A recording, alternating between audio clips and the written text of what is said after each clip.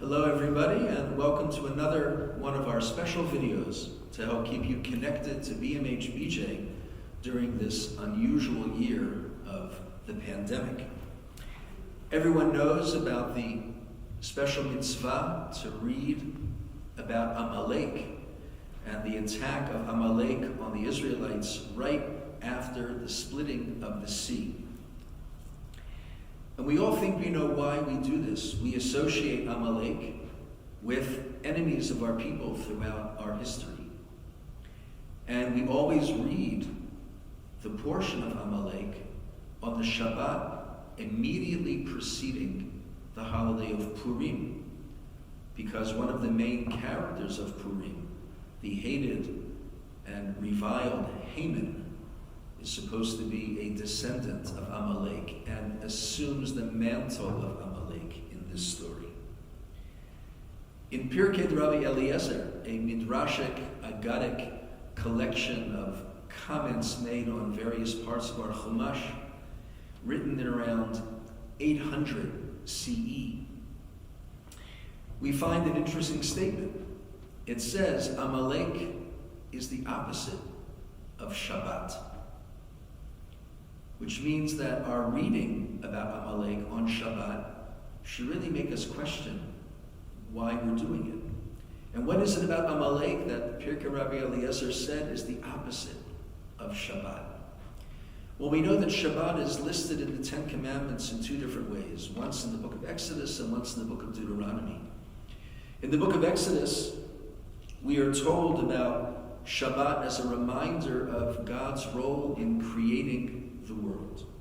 The world was created in 6 different steps, 6 stages, and that 7th stage was when God rested and inspirited everything that had come before. It was not until the creation was completed, and there was that 7th day, that creation was linked to the role of God in the world. In the book of Deuteronomy, we're reminded of something else.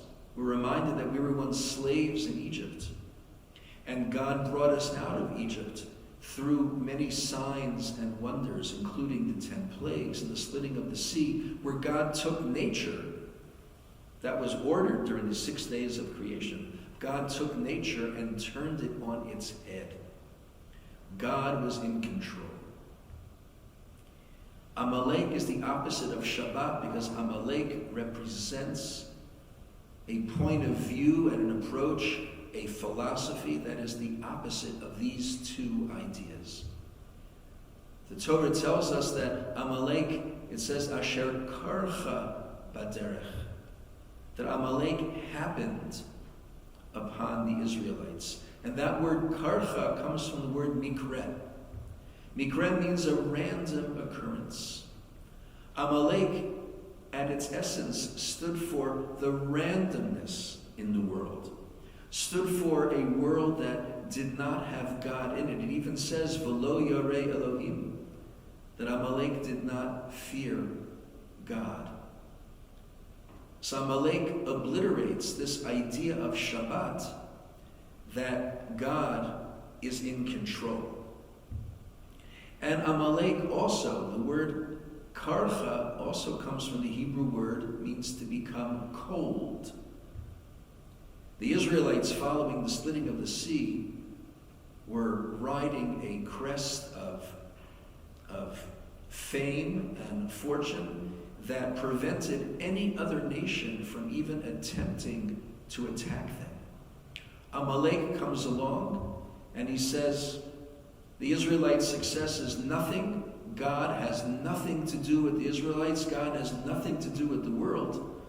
And I'm going to come and cool off the reputation of the Israelites. I'm going to show that they're not quite as invincible as people think. Both of these ideas are counter to what Shabbat is about.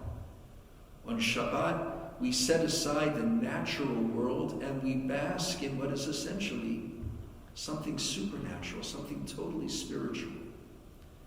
Amalek had nothing to do with that. And reading Amalek on Shabbat is a reminder of these two ideas.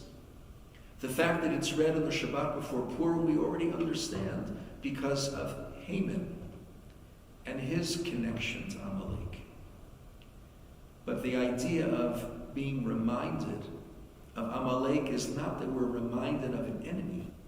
It's that we're reminded of our own philosophy, our own theology, our own connection to God, which manifests itself on every Shabbat in these two ways. That the world is sanctified by Shabbat, and we living in the world are sanctified on Shabbat, and the world is run according to God's plan. And to deny that God has a role in the world is to evoke the spirit of Amalek, not the spirit of Jews and Judaism. So I turn your attention to our Torah reader, Chazan Marty Goldstein, who's going to chant from the book of Devarim and the Torah portion called Parshat Amalek. And for this year, this reading of the Parshat of Amalek will enable you to fulfill the mitzvah of hearing the Torah portion of Amalek read before Purim.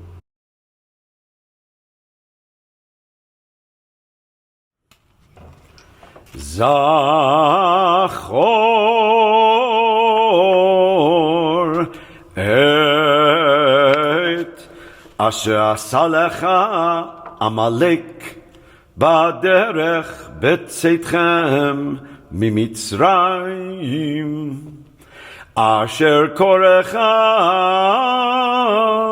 baderech vayezanev becha כל הנחשלים אחריך, ואתה עייף והגע, ולא ירא אלוהים, והיה בהניח אדוני אלוהיך לך. מכל אויביך מסביב בארץ אשר אדוני אלוהיך נותן לך נחלה לרשתה. תמחה את זכר עמלק מתחת השמיים, לא tishkach.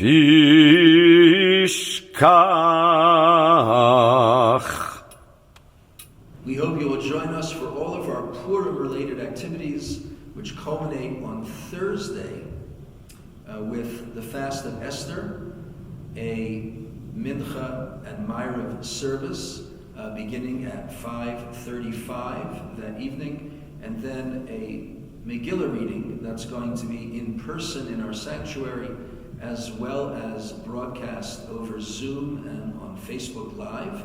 And everyone is cordially invited. Please register for both the service and the Megillah reading, and you'll be given the link that you need to join us. We hope you have a wonderful Purim, and we hope that this is the last year that we ever have to really anticipate anything connected to Amalek in the lives of the Jewish people all over the world.